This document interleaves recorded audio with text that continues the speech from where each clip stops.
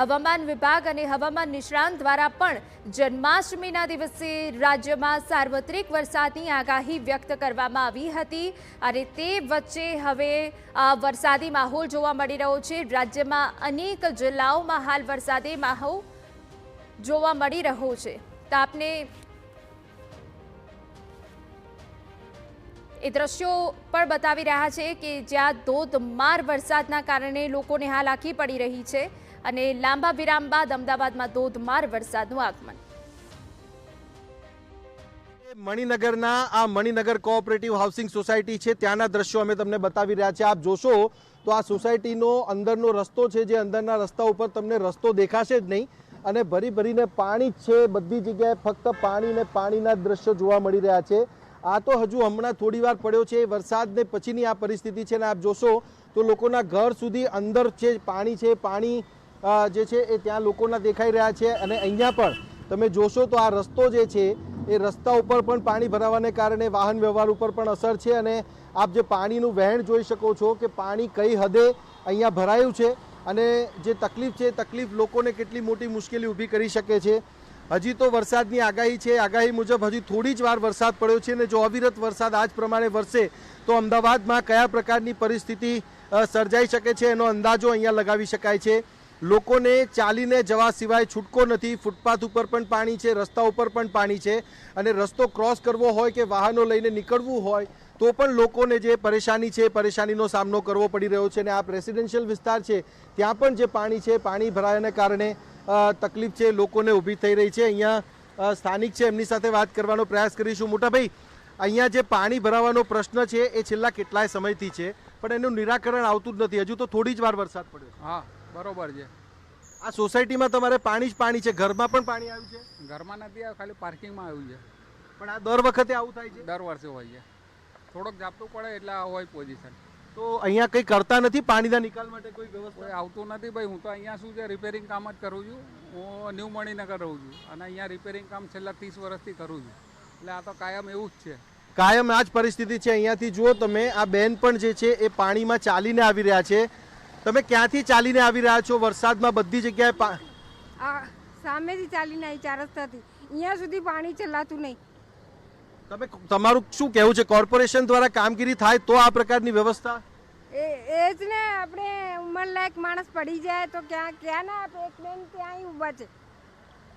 તો આપ જોઈ શકો છો રસ્તો ક્રોસ કરવો હોય કે પાણીમાં ચાલીને જવું હોય તો કયા પ્રકારની પરિસ્થિતિ છે।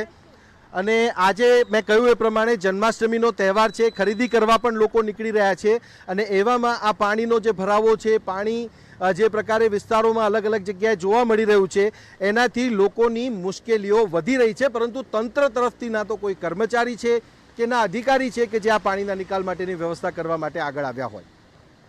કેમેરામેન રોશન કાનાની સાથે સચિન પાટીલ, TV9 અમદાવાદ। તો આપને મણિનગર વિસ્તાર બતાવ્યો કે જે સંપૂર્ણ હાલ પાણીમાં ગરકાવ થઈ ગયો છે, લોકોને પારાવાર હાલાકી પડી છે। હજુ તો આ વરસાદની શરૂઆત છે।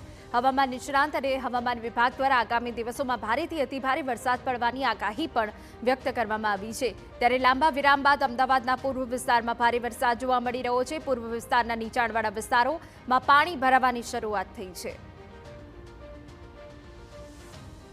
તો બે અલગ અલગ તસવીરો મેં આપને બતાવી રહ્યા છે। એક તસવીર મણિનગર વિસ્તારની છે કે જ્યાં સામાન્ય વરસાદમાં જ હાલ પાણી ભરાઈ જવાના કારણે લોકો ચાલીને પણ રસ્તો પાર નથી કરી શકતા, વાહનો બંધ પડી ગયા છે। બીજી તરફ આપને દ્રશ્યો બતાવી રહ્યા છે કે હજુ પણ અમદાવાદ શહેરના કેટલાક વિસ્તારમાં ધોધમાર વરસાદ યથાવત છે।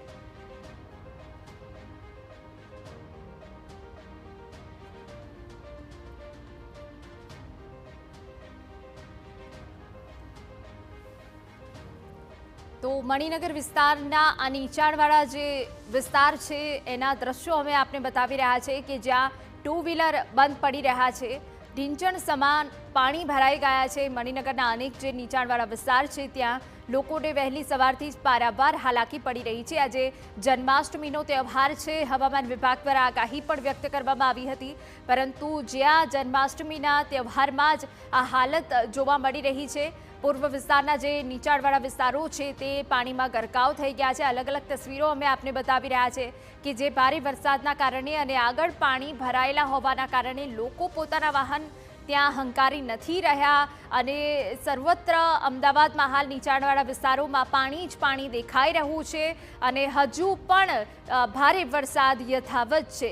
સાયન્સ સિટી ગોતામાં પણ ભારે વરસાદ પડી રહ્યો છે. મોટાભાગના વિસ્તારમાં ભારે વરસાદને પગલે રસ્તા પર પાણી ફરી વળ્યા છે. જો કે આપને જણાવી દઈએ કે મણિનગરના અનેક વિસ્તારમાં પાણી ભરાઈ જવાના કારણે ભારે હાલાકીનો સામનો કરવાનો વારો આવ્યો છે. તો અમદાવાદ શહેરમાં લાંબા વિરામ બાદ વરસાદી માહોલ જોવા મળ્યો છે અને હજુ આગામી કેટલાક દિવસ આ પ્રકારનું વાતાવરણ અમદાવાદમાં યથાવત રહેશે. રાજ્યમાં વરસાદી સિસ્ટમ એક્ટિવ થઈ છે, જેના કારણે સર્વત્ર જિલ્લાઓમાં હાલ વરસાદ જોવા મળી રહ્યો છે. રાજ્યના અનેક જિલ્લાઓમાં હાલ ભારે તો ક્યાંક મધ્યમ વરસાદ જોવા મળી રહ્યો છે, પરંતુ અમદાવાદ શહેરમાં વહેલી સવારથી પૂર્વ અને પશ્ચિમના અનેક વિસ્તારમાં ભારે વરસાદ તૂટી પડ્યો છે. ભારે વરસાદ પડવાના કારણે લોકોને હાલાકી પડી છે. જન્માષ્ટમીનો તહેવાર છે ત્યારે અનેક જે નીચાણવાળા વિસ્તારો છે તે પાણીમાં ગરકાવ થઈ ગયા હોવાની પણ વિગતો મળી રહી છે.